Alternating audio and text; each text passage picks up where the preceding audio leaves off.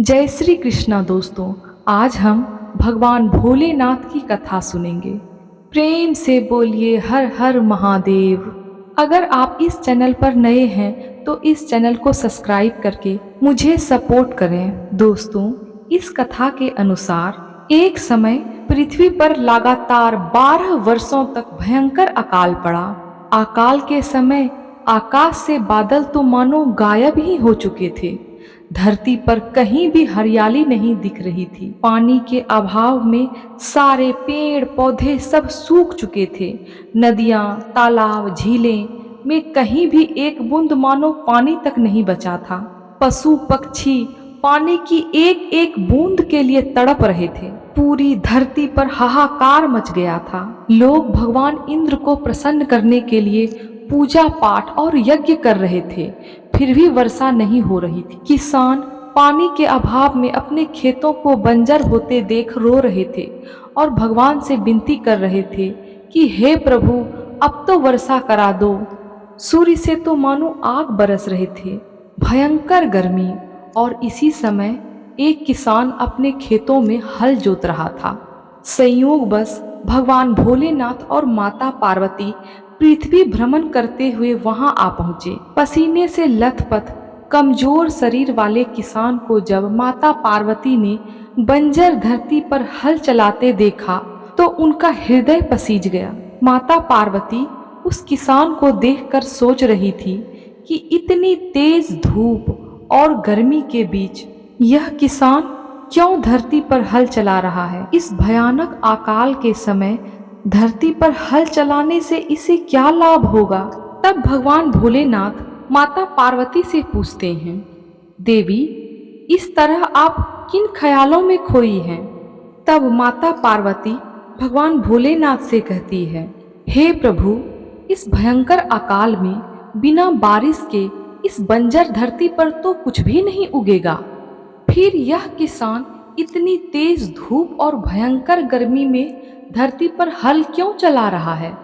क्या इस किसान को ऐसा लगता है कि इसके हल चलाने से वर्षा हो जाएगी और अकाल खत्म हो जाएगा।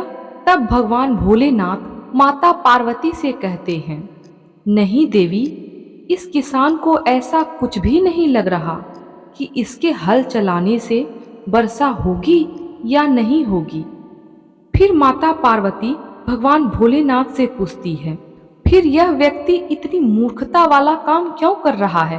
तब भगवान भोलेनाथ माता पार्वती की शंका को दूर करते हुए कहते हैं, देवी, यह व्यक्ति मूर्ख नहीं है।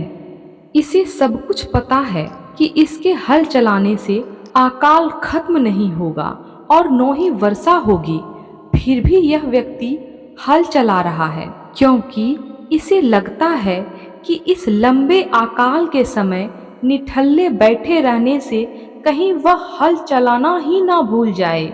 यह जानकर माता पार्वती को उस किसान पर दया आ जाती है और वह उस किसान के कष्टों को दूर करने का उपाय ढूंढने लगती है। माता पार्वती यह जानती थी कि जब भी भगवान भोलेनाथ अपना वर्षादायिनी शंख बजाते हैं तो वर्षा होने लगती है। तब माता पार्वती ने भगवान भोलेनाथ से कहा, हे प्रभु, यह किसान यह सोचकर हल चला रहा है कि कहीं वह हल चलाना भूल ना जाए।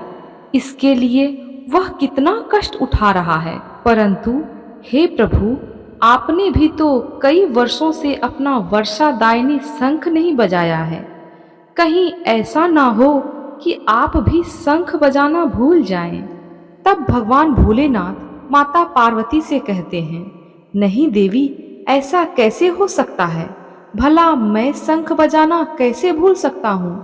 तब माता पार्वती झट से बोली, ऐसा क्यों नहीं हो सकता। इतने वर्षों से आपने शंख नहीं बजाया है। ऐसे में हो सकता है कि आप शंख बजाना भूल चुके हों। तब भगवान भोलेनाथ माता पार्वती से कहते हैं, नहीं देवी, मुझे शंख बजाना आता है और अपना शंख बजाना मैं न तो भूला हूँ और न भूल सकता हूँ। परंतु माता पार्वती अपनी बातों पर अड़ी रही कि हे प्रभु, यदि आप शंख बजाना नहीं भूले हैं तो बजा के क्यों नहीं दिखा देते हैं। तब भगवान भोलेनाथ माता पार्वती की शंका को दूर करने के लिए तुरंत अपने झोले से वर्षादायिनी शंख निकालते हैं और जोर जोर से बजाने लगते हैं। बस फिर क्या था, शंखनाद होते ही पूरा आकाश काले काले बादलों से भर गया। मूसलाधार बारिश होने लगी। इतने दिनों के बाद बारिश देखकर धरती पर तो सभी जीव नाचने लगे।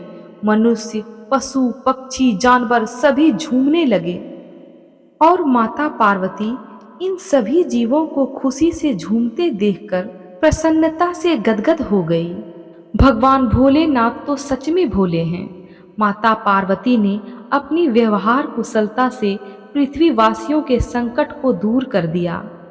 जय माता गौरी, जय भगवान भोलेनाथ। दोस्तों, अगर यह कहानी आपको अच्छा लगा तो लाइक, शेयर और कमेंट करें। अगर आप इस चैनल पर नए हैं तो इस चैनल को सब्सक्राइब कर दें और बेल बटन दबा दें ताकि हमारे अगले वीडियो का नोटिफिकेशन आपको मिल सके। इस कथा को पूरा सुनने के लिए आपका बहुत बहुत धन्यवाद।